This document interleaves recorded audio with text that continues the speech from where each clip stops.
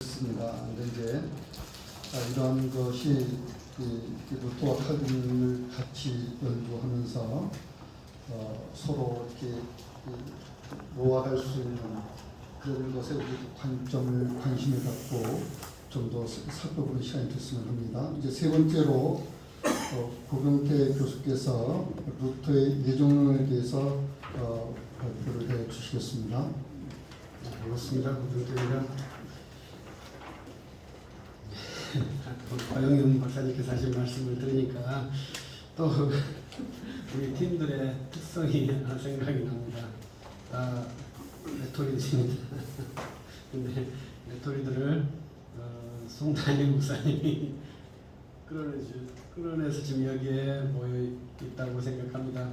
우리들이 모이면 특징이 있는데 이야기를 안 해요.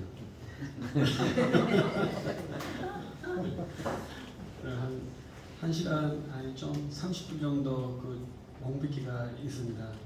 그 다음부터 이야기가 시작됩니다. 특이한 모임이다 이렇게 생각을 합니다. 저도 이제 루터를 한번 공부하게 됐다 이렇게 생각해서 이제 기쁘게 생각을 합니다. 왜냐하면 저는 칼빈과 칼 발트를 공부한 학생입니다. 그래서 이제 거기에 좀 집중이 되어 있는데 이제 루터라는 새로운 인식의 확장이 계기가 됐다 저는 그렇게 생각을 해요.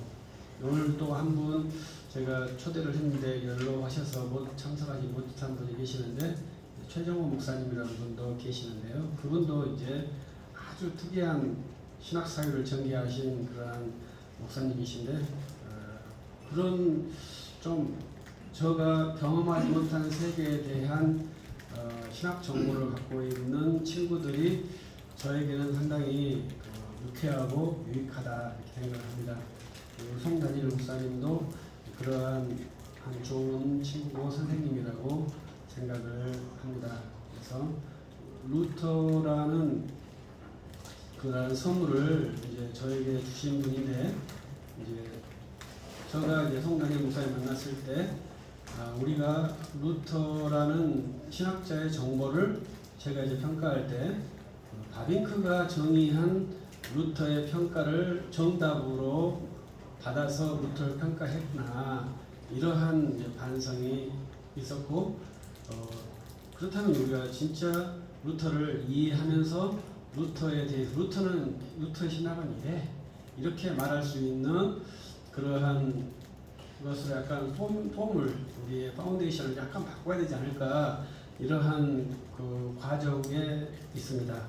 그래서 이제 이 모임이 시작되고 저에게도 이제 미션이 들어와서 이제 심플하게 그냥 루터의 예정을 하겠다 이렇게 시도를 했다가 저는 논문이 완성되지 않는 상태에 있습니다. 그래서 좀 결함된 말씀도 이렇게 드립니다. 근데 완성이 못된 이유가 뭐냐면 루터의 글을 제가 돌파를 못해요. 그래서 너무나 빠르게 이것이 됐기 때문에 돌파를 못했다 이렇게 말씀드리고 제가 돌파를 시도했던 책은 루터의 노예의지론이라는 책을 한번 읽어보려고 시도를 했는데 속된 말로 미치겠다 하는 그러한 표현으로 돼서 이걸 어떻게 정리를 할 것이냐 이 난점의 상태의 모습이 현재 여기에 있습니다. 그래서 여러분들께 완전히 해소되지 못한 글을 드려서 일단 먼저 죄송하고 이제 우리 숙제 데드라인 때문에 어쩔 수 없이 이제 제기가 되었고 함께 고민했으면 좋겠다 이러한 바람이 있습니다. 이제 루터의 예정이라는 것이 루터에게 예정이 있느냐 없느냐 이건 이제 우리나라 연구자들이 글을 제가 여기다 실어놨는데요. 우리들이 신학할 때 가장 위험한 것이 제가 청교도들하고 이렇게 같이 이렇게 이야기를 쭉 하면서 제가 이 루터를 연구하신 거 똑같은 케이스인데 신학자들이 그 단어를 말했기 때문에 그 사람에게 이것이 있다 이렇게 말하는 것이 저한테는 좀 답답한 모습이었어요. 그러니까 루터에게 애정이 있겠습니까? 없겠습니까? 애정이 당연히 있죠. 그 성경에 있잖아요. 성경에 있는 어휘를 모든 신학자들은 다 200% 사용합니다. 그러면 그 어휘를 사용했기 때문에 애정이 있다. 이렇게 말하는 것은 상당히 어렵다 이 말이죠. 그래서 왜 이 사람이 이 어휘를 구사했는가 이러한 것에 대한 문맥적이고 신앙 사유적인 사상의 배경을 쭉 탐색을 한 다음에 이렇게 전개를 해야 할 것 같은데 루터를 연구하셨던 분들 좀 저도 그보다 못해서 좀 그렇습니다만은 그분들의 글을 나열해서 저도 이제 그분들의 글을 다시 요약해서 여기에 써놨습니다. 그래서 그렇게 글을 쓰지 않았는가. 저는 그래서 이제 그분들의 글을 좀 깊게 연구가 된 줄 알고 쉽게 들어갔다가 암초에 막혀가지고 지금 이 현재 답보 상태에 있고 그래서 제가 노예 의지론을 한번 읽어서 해소를 해보겠다 했는데 해소가 안 된 상태입니다. 그래서 이제 루터에게 노예 의지론이 아니집니다. 애정론이 있느냐? 그것은 있죠. 없을 수가 없죠. 그런데 그러면 루터가 어떻게 애정론을 구사했느냐 이거에 대해서 말씀을 드려야 되는데 저로서는 아직 정확한 답은 찾지 못했다 이렇게 말씀드리고 싶고 이제 송 다니엘 목사의 말 들어보면 루터는 그 애정론에 대한 표현을 자제했다. 약간 위험하다고 생각했다. 이런 식의 저는 말을 들려요. 그래서 근데 칼빈은 그러면 왜 애정론에서 이중 애정론까지 사유를 전개했느냐 이러한 거에 있어서 루터와 칼빈의 차이가 있다 이렇게 추론할 수 있겠죠. 그러면 이제 칼빈은 왜 했느냐, 루터는 왜 안 했느냐 이렇게 볼 수 있는데 칼빈은 그 신학 사유, 저는 이신칭의를 믿는 사람인데 이신칭의의 신학 사유의 귀결점은 저는 예정론에 있다고 생각을 합니다.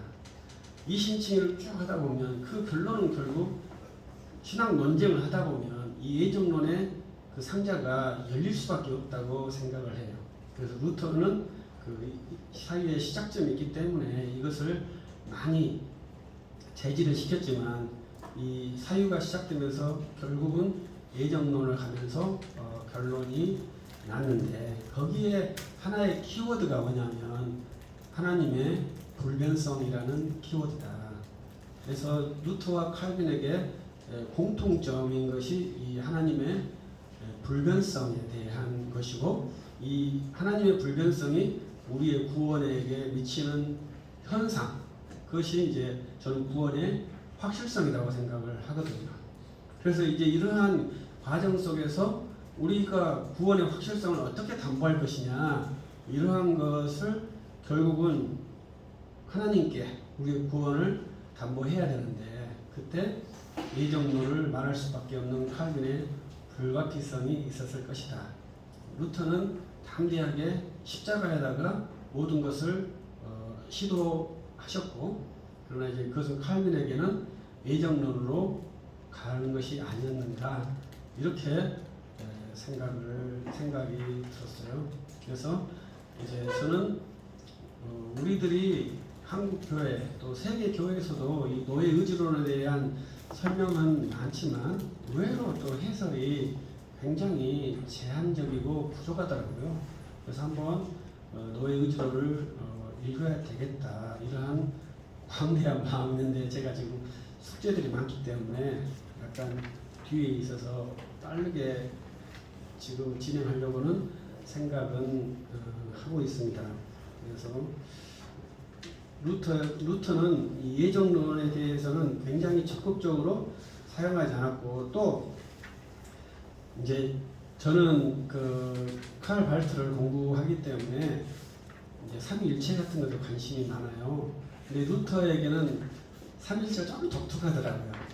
그것도 이제 약간 이제 신이해이기 때문에 삼위일체에 대해서 손 담임 목사님 좀 물어봐야 됩니다. 그러한 것이 있고 거기에 이제 하나가 이제 데우스 아스콘티우스라는 숨어 계신 하나님 이 개념이 이제 이정론에 등장하는 거예요. 그래서 이런 것을 이제 우리들이 어떻게 왜 루터가 그 말을 사용했는가 그것을 이제 칼 발트가 저는 이용이 있다고 생각을 하거든요. 근데 칼빈은 또 그 말을 사용하지 않고 칼빈은 삼위일체라는 말을 정확히 사용한 사역자죠. 그래서 루터의 신이해가 그렇게 쉽지는 않다고 생각을 해요. 오히려 루터에게는 이 삼위일체라는 단어가 많이 나오지 않지 않느냐 이러한 이제 또 제가 노력을 다 못 봤기 때문에 그러한 이제 의문이 들었어요. 그러면 왜 루터는 삼위일체라는 단어를 많이 사용하지 않았을까? 칼빈은 명시적으로 삼위일체를 사용하면서 그것을 해소시키고 설명하고 교회의 신앙이 삼위일체라고 제시를 하고 있는데 루터는 희한하게 그 말을 안 쓰고 숨어 계신 하나님이라는 단어를 구사한다는 것이죠. 그리고 그 숨어 계신 하나님과 십자가를 강조한다는 거죠. 저는 이제 그런 거에서 의문점을 품고 있는 상태입니다. 제가 그것을 해소시키지는 못한 상태. 그래서 제가 의문점을 품고 있는 것을 말씀드리는 그러한 약간 부족한 학생으로서 여러분들에게 말씀을 드리고 있습니다. 그래서 루터에게 예정이라고 하는 것은 참 특이한 현상이다 이렇게 생각하고 제가 말씀드렸듯이 이 루터의 사유를 따라가려면 상당히 독특하다